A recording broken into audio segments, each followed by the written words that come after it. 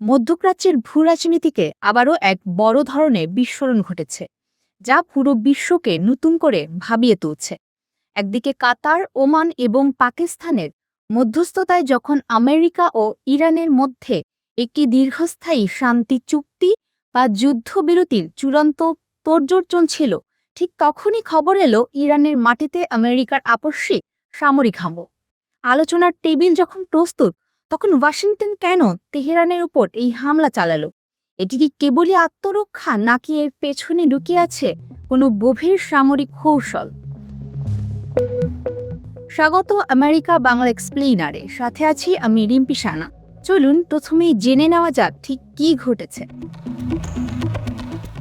আমেরিকার central command বা সেন্টকমের পক্ষ থেকে অফিসিয়াল বিবৃতিতে জানানো হয়েছে, তারা ইরানের দক্ষিণাঞ্চলীয় উপকূল এবং গুরুত্বপূর্ণ কিছু সামরিক ঘাঁটিতে নিখুঁত বিমান ও ক্ষেপণাস্ত্র হামলা চালিয়েছে। পেন্টাগনের দাবি, এই হামলা কোনো আকস্মিক আগ্রাসন নয়, বরং এটি ছিল একটি প্রি-এম্পটিভ সেলফ ডিফেন্স বা আগাম আত্মরক্ষামূলক পদক্ষেপ।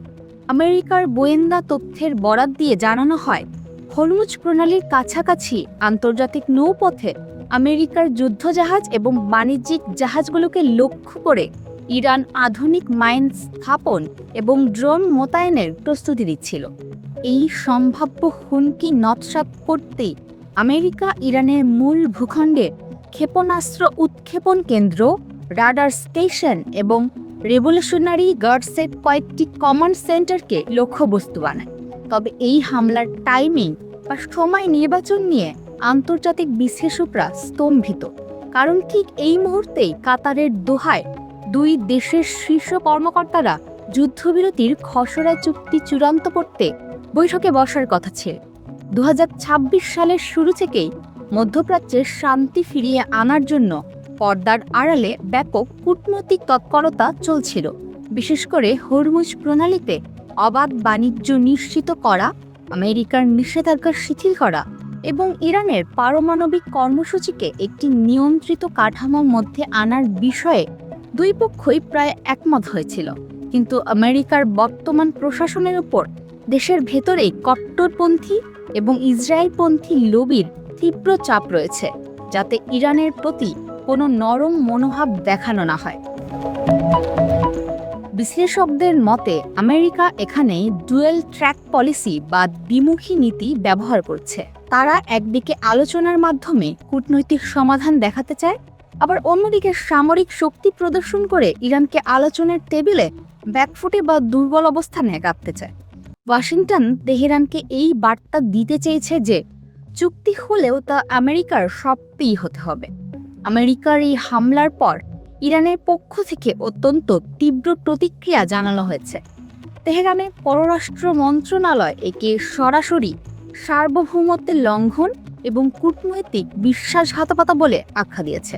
ইরানের কট্টরপন্থী নেতারা স্পষ্ট জানিয়ে দিয়েছেন, আমেরিকার এই দ্বিমুখী আচরণের পর শান্তি আলোচনার টেবিলে বসা আর সম্ভব নয়।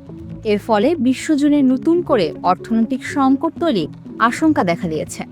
হামলার খবর ছড়িয়ে পড়ার সাথে সাথেই আন্তর্জাতিক বাজারে অপরিশোধিত তেলের দাম এক ধাক্কায় অনেকটা বেড়ে গেছে। যদি ইরান পাল্টা জবাব হিসেবে হরমুজ প্রণালী পুরোপুরি বন্ধ করে দেয়, তবে বিশ্ব জ্বালানি সরবরাহ ব্যবস্থা পুরোপুরি ভেঙে পড়তে পারে। পরিশেষে বলা যায়, আমেরিকার এই সামরিক পদক্ষেপ মধ্যপ্রাচ্যের শান্তি প্রক্রিয়াকে এক অনিশ্চিত অন্ধকারের দিকে ঠেলে দিল। এটি কি আসলেই আমেরিকার সুদূরপ্রসারী কোনো কৌশলগত বিজয়, নাকি একটি বড় ধরনের যুদ্ধ শুরুর ঐতিহাসিক ভোট, তার সময়ই বলে দেবে। আপনাদের কি মনে হয়, আমেরিকার এই আগ্রাসী মনোভাবের পর ইরান কি পাল্টা আঘাত হানবে, নাকি আলোচনার পথ খোলা রাখবে? আপনাদের মূল্যবান মতামত নিচে কমেন্ট করে জানান। ভিডিওটি ভালো লাগে লাইক এবং শেয়ার করুন। আন্তর্জাতিক বিষয়ের সব ব্রেকিং আপডেট পেতে আমাদের চ্যানেলটি সাবস্ক্রাইব করে রাখুন।